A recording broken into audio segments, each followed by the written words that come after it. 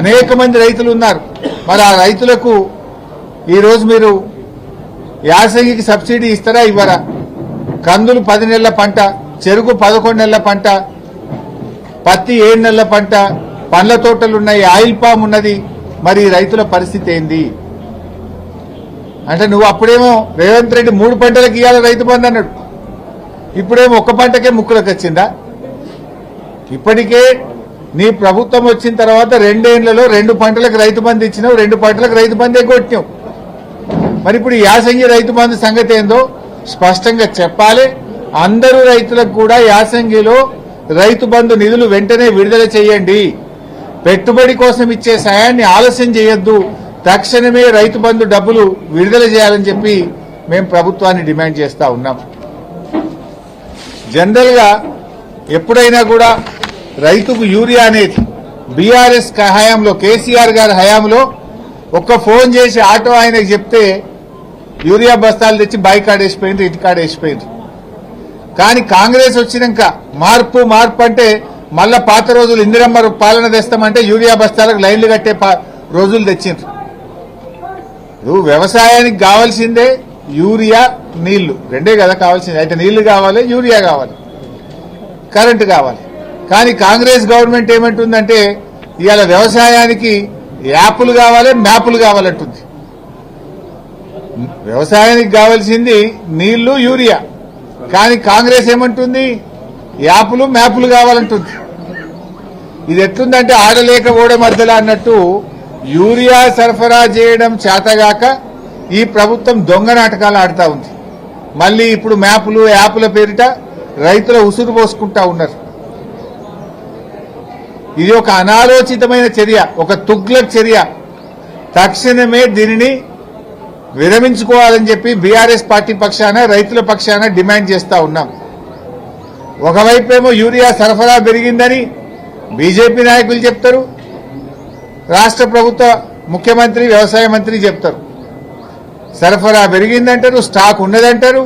మళ్ళీ యాప్లు, మ్యాప్లు ఎందుకు రైతుల ఉసురు పోసుకుంటారు? ఎన్నిసార్లు తిరగాలి రైతు వ్యవసాయం చేయాలన్నా ఈ యాప్ల చుట్టూ, మ్యాప్ల చుట్టూ, అధికారుల చుట్టూ తిరగాలన్నా?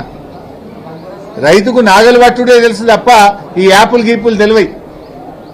రైతుకు ఈ సోషల్ మీడియాతోని రైతులకు ఇవన్నీ ఇబ్బందులు పెట్టడం కరెక్ట్ కాదు.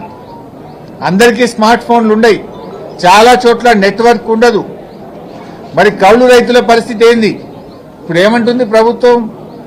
ఒరిజినల్ రైతట కౌలు రైతుకు కౌలు ఇచ్చినట్టు రాసిస్తే అప్పుడే కౌలు రైతుకు యూరియా ఇస్తారట. మళ్ళా టెనెన్సీ యాక్ట్ ఉంది, అసలు వాడు కౌలు ఇచ్చినే బంద్ పెడతాడు. అంటే లక్షలాది మంది కౌలు రైతుల భవిష్యత్తు ప్రశ్నార్థకమైతుంది. టెనెన్సీ యాక్ట్తో, ఇప్పుడు మీరు తెచ్చిన కొత్త చట్టాలతో ఇప్పుడు మీరు ఈ లింకులు పెడితే రేపు కౌలుకిచ్చుడే బంద్ అయిపోయే ప్రమాదం ఉన్నది. ఆనాడేమో పెద్ద పెద్ద మాటలు మాట్లాడినరు, ఏ కౌలు రైతుకు కూడా మేము రైతు బంధు ఇస్తాం, కౌలు రైతులకు పంట నష్టపరిహారం ఇస్తాం, రైతుకి ఇస్తాం, కౌలు రైతుకి ఇస్తామన్నారు. గెలువంగానే మాకు సంబంధం లేదు, కౌలు రైతు చూసుకోవాలన్నారు.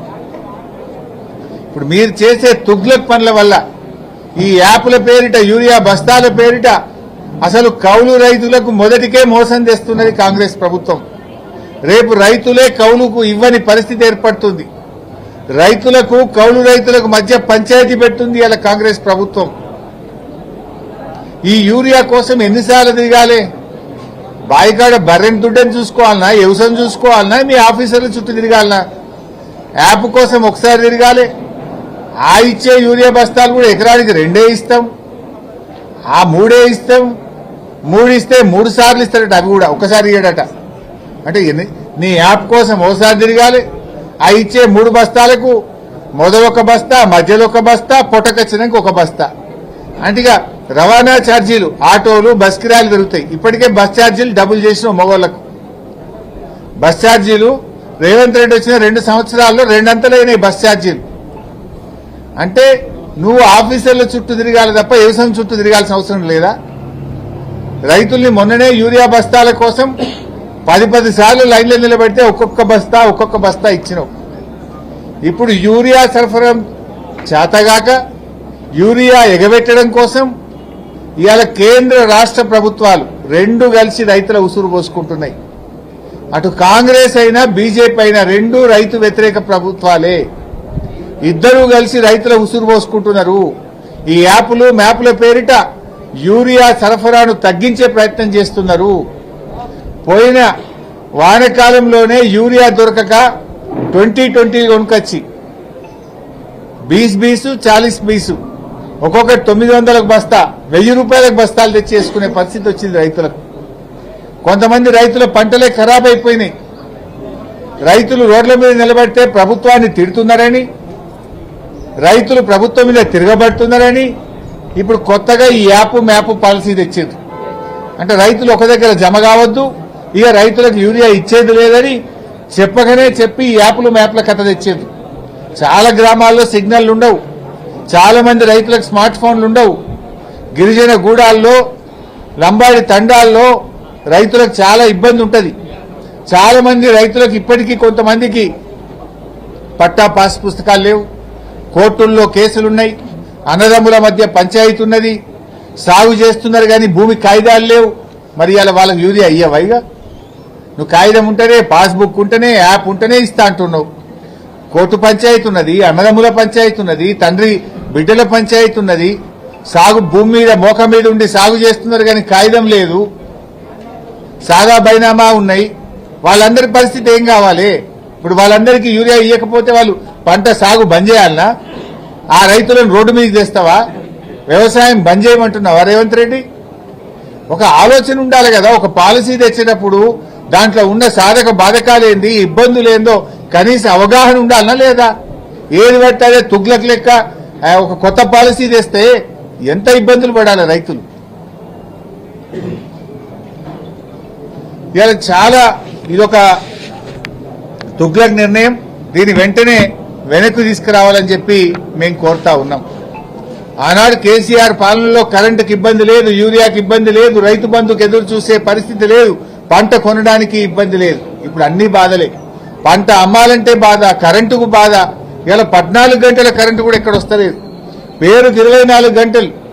ఏ సబ్ స్టేషన్లో పోయి చూసినా ఇవాళ 14 గంటల కరెంటు కూడా రానటువంటి పరిస్థితి ఏర్పడ్డది. చాలా మంది రైతులకు అక్షరాస్యత లేదు. చదువుకొని రైతులు ఉంటారు, మహిళా రైతులు ఉంటారు, ఒంటరి రైతులు ఉంటారు, విడో ఫార్మర్స్ ఉంటారు. వాళ్ళ పరిస్థితి ఏంది? ఫోనే లేనోళ్ళు కూడా ఉంటారు కొంతమంది. ఫోన్ ఉన్నా స్మార్ట్ ఫోన్ ఉండదు రైతులకు. నువ్వు యాప్ల కథ పెట్టి ఏమి ఇబ్బంది పెడుతున్నావు? ఇదివరకు కూడా ఈ పత్తికి అట్లే చేశారు, కపాస్ యాప్ అని ఆ బీజేపీ వాళ్ళు తెచ్చారు. బీజేపీ వాళ్ళేమో కపాస్ యాప్ పెట్టి పత్తి రైతులను ముంచిండ్రు. కాంగ్రెస్ వాళ్ళేమో ఇప్పుడు ఎరువుల కోసం యాప్ పెట్టి వీళ్ళు కూడా అందరు రైతుల్ని ముంచే ప్రయత్నం చేస్తా ఉన్నారు. ఇది దయచేసి ప్రభుత్వం తక్షణమే ఈ యాప్